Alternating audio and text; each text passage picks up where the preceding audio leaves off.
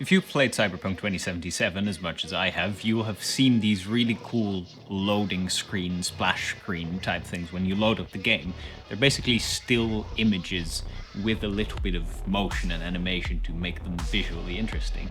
And I, as a filmmaker, thought, I can do that too. But wanting to keep the process simple and fairly straightforward, I figured I'd use a lot of AI tools to help me generate some of the imagery and then take them into After Effects to do the manual labor of animating them myself. Not to mention that using AI tools to generate anything cyberpunk related kind of feels very appropriate, but that's by the by. So the image I set out to create was a desert scene with some sort of crashed device that was found by an Arasaka or Militech type truck with a big glowing city in the background, looking sort of sci-fi, cyberpunky, dystopian. To generate the three basic assets, the car, the device, and the landscape, I tried both Luma AI and Adobe's Firefly, and the results were surprisingly far apart between the two AI platforms. Then I took it all into Photoshop, blended it together, used a lot of Photoshop's generative fill and their neural filters to